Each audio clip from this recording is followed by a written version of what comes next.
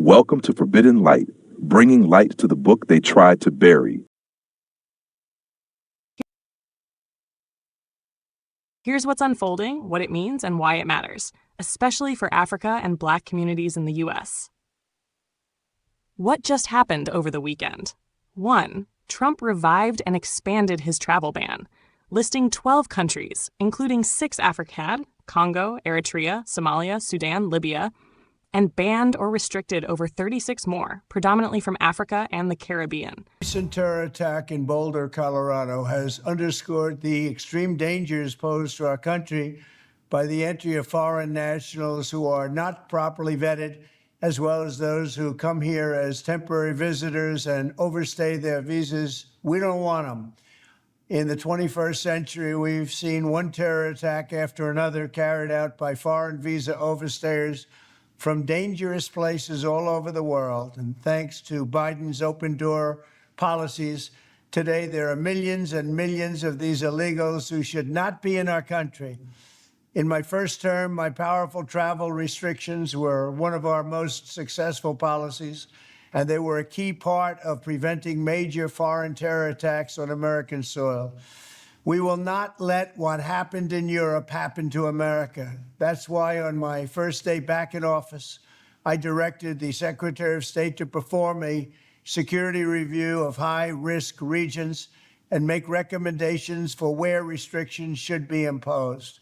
Among the national security threats their analysis considered are the large-scale presence of terrorists, failure to cooperate on visa security, inability to verify travelers' identities, inadequate record-keeping of criminal histories, and persistently high rates of illegal visa overstays, and other things. Very simply, we cannot have open migration from any country where we cannot safely and reliably vet and screen those who seek to enter the United States. That is why today I am signing a new executive order placing travel restrictions on countries including Yemen, Somalia, Haiti, Libya, and numerous others. The strength of the restrictions we're applying depends on the severity of the threat posed. The list is subject to revision based on whether material improvements are made, and likewise new countries can be added as threats emerge around the world. But we will not allow people to enter our country who wish to do us harm, and nothing will stop us from keeping America safe. Thank you very much. What's Trump trying to do? Reframe his image from isolationist to sovereign protector. Use foreign policy bans to distract from domestic or political weakness. Attempt to undermine emerging alliances among African nations and diaspora unity. Keep Black and African voices marginalized before they gain too much momentum. Bottom line. Impact area. Affect Africa. National reputation damaged. Travel and diplomatic ties strained. Educational, cultural, family, and spiritual connections are disrupted. Unity and awakening. Efforts at global Black solidarity face direct political obstruction. Future response. Expect legal challenges, protests, AU pressure, U.S. congressional debate. Next steps you can take. Join local protests or solidarity actions, especially around consulates. Support legal efforts defending affected communities. Document the impact. Family separations, students blocked, businesses disrupted. Share the story through your audiences to build resilience and awareness. Number 2, it's being called Travel Ban 2.0. Targeting 25 to 36 countries, mostly African nations like Nigeria, Ethiopia, Uganda, Tanzania, Ghana. 3.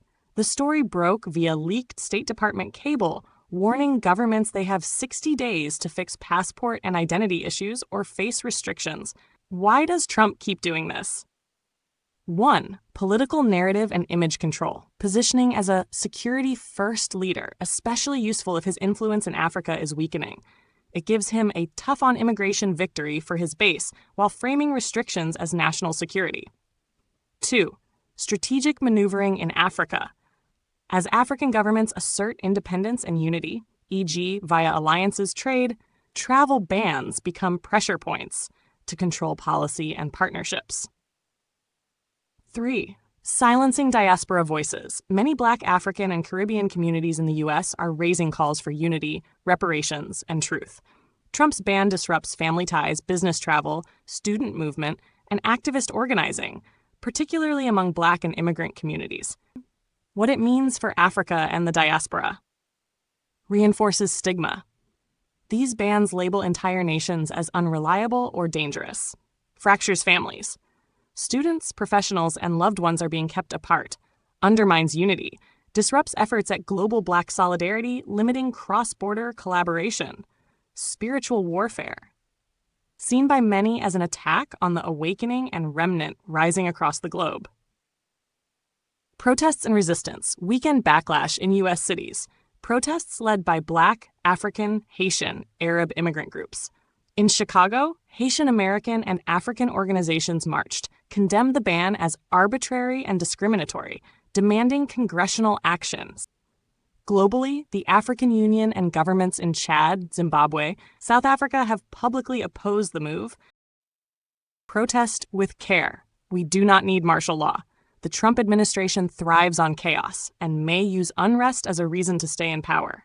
Stay wise. Stay strategic. Stay RAW. Recognizing, awakening, walking. Why this matters. Peaceful protest exposes injustice and wins allies. Violent disruption gives those in power the excuse to declare martial law, suspending rights and controlling cities by force. This could delay elections, disrupt legal challenges, or even extend power beyond terms.